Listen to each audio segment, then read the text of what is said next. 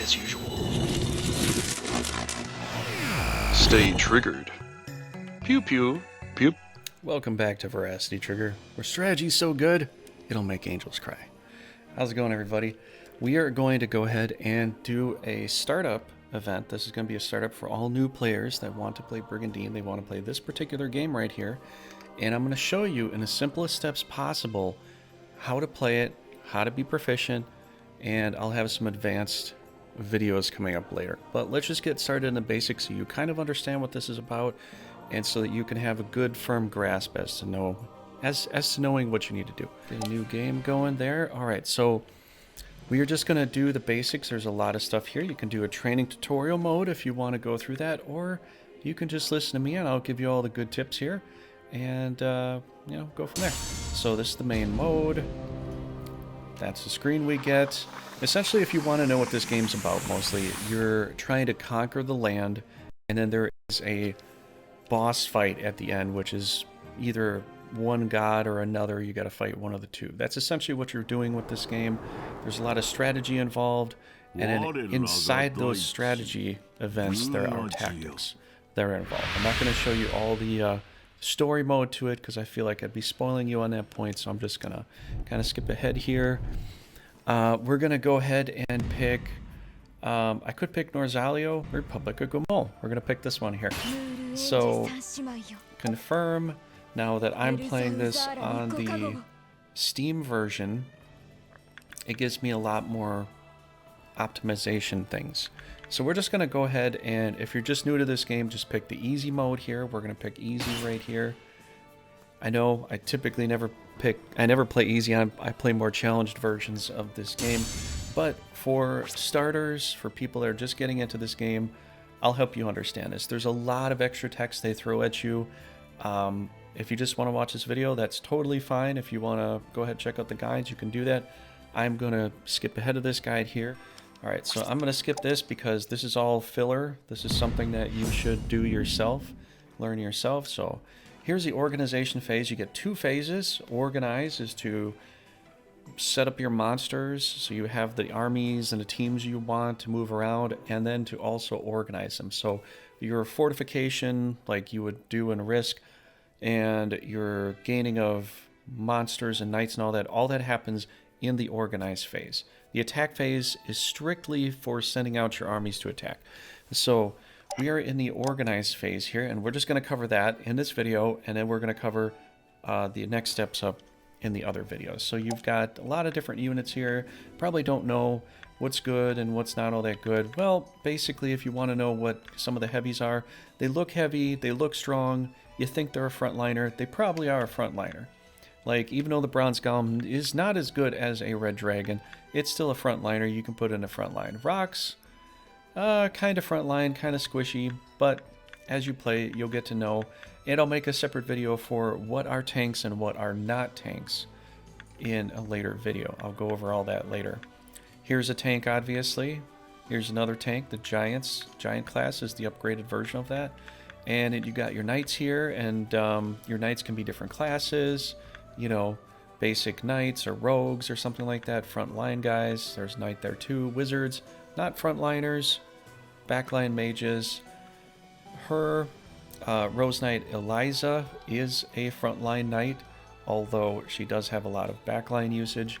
But you're just trying to go through organize, figure out what kind of teams you want, where do you want to set up. Well, what you want to know right off the bat is we're dealing with this as our primary territory, right? And so you see all these little battle markings there that indicates where the fight's going to be. There, here, here, and here. So you're looking at these little, you're looking at these little squares, right? What are these little squares? Well, those are your castles. And these little lines that connect to each square are roads that connect to the castles. And that's how you're going to be able to set up your offensive attacks. You have to know where your castles are, and they can only attack you along the road. They cannot attack you if there is no road connecting to that castle. So really, in this game, it kind of oversimplifies it, which in a lot of ways is a good thing. It shows you these little you know, these little swords here. So these swords indicate where a battle can occur and where you could get attacked or you can also attack. So they kind of simplified it in that sense. This game is very simplistic in that it gets a little more complicated with some other things, and I'll go over that later. I don't want you getting too confused right now. But essentially what you want to do is you want to put your knights, you want to put some teams, and I would recommend for a basic starter pack, just so that you have a good understanding of this, okay? Set up a mixed set of teams. So have a knight, have a mage, have a healer. Try to do something like that if you can. If you can't get a mage or healer, try to get monsters that are healers or monsters that are mages in and of themselves, so you have a little bit of a mix to play with.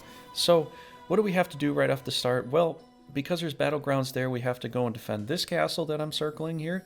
We have to go defend this castle I'm circling here, and we have to go defend this castle I'm circling here. So we're going to send knights over there. We're going to try to mix it up. And without going over the whole organized phase, because that might get a little confusing, I might just make that a video on itself.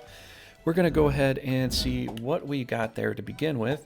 You can use the directional button to move around, or you can use the, this button to do all that. So as you see what I'm doing here, plus also you can just press L and R button, and I call them the bumper buttons, and they'll just switch around between castles.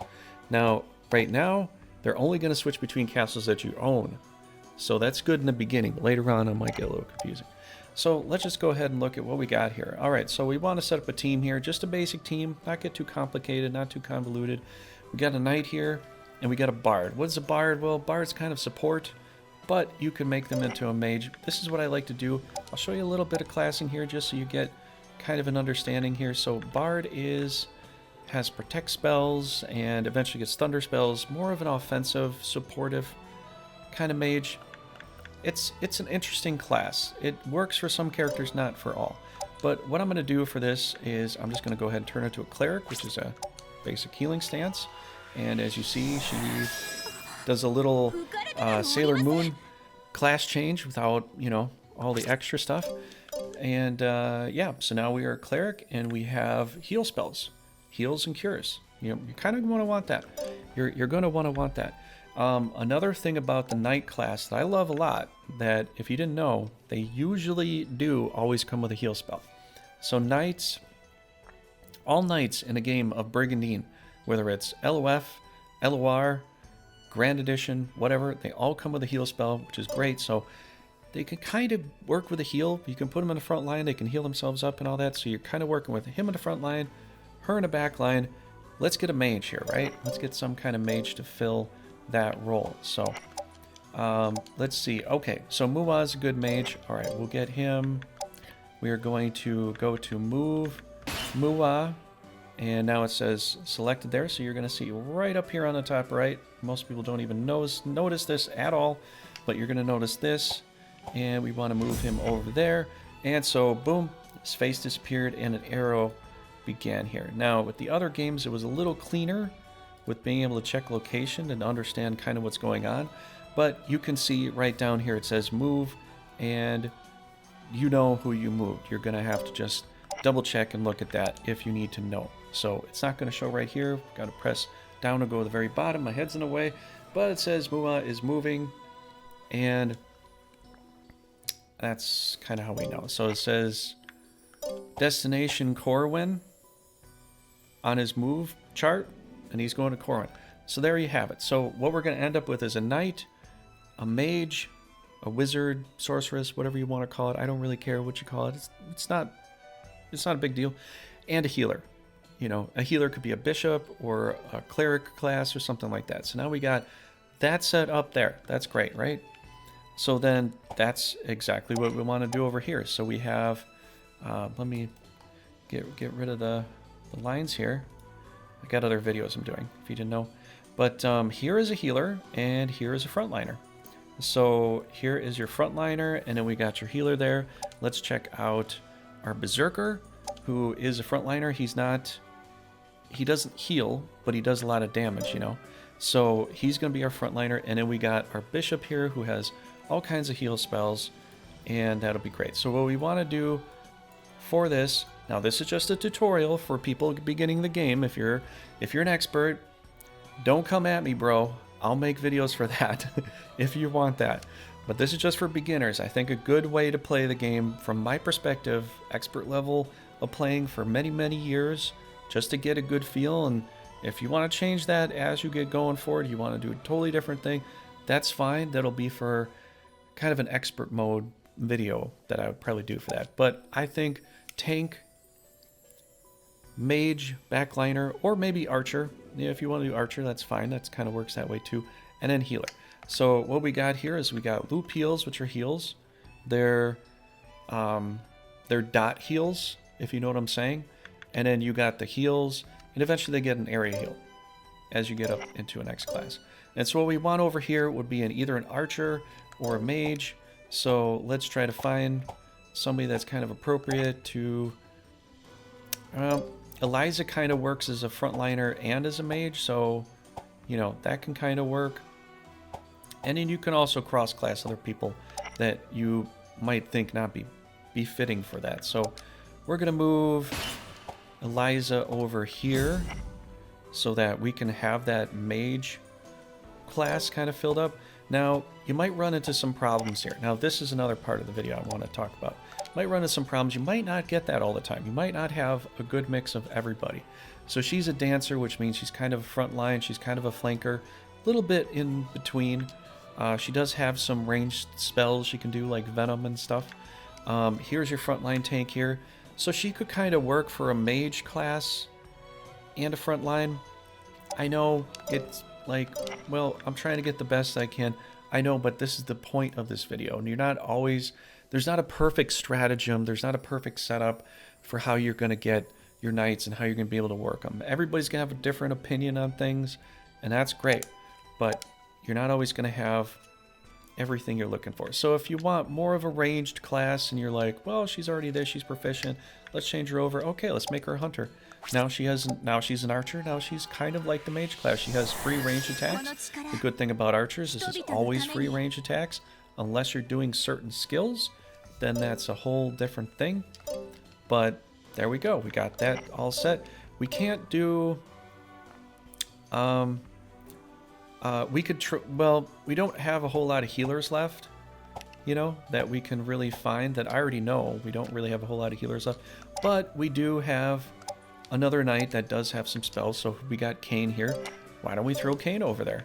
You know, put anybody over there you think is going to fill that role. So Darian would be great too, but, you know, why don't we level up Kane? Don't give Kane a whole lot of love, so we'll give Kane a little bit of love here. And there you have it. So that will conclude this video here. If you want to know more about, you know, summoning and all that, I might have to make a few videos, to be honest, because this will take a little while to kind of talk about and to go through. I wanted this only to be 5 minutes, but strategy and tactics do take a while to go over. So I will put this in sectionals for you to kind of understand and all that, and I'll just conclude it here. All I want to say is, if you're not subscribed, help the channel out, make sure you do that. Press that button down below. Get subscribed, become a Knight of Trigaria, it'd be great. And I'll see you in the next video. Thanks for coming by.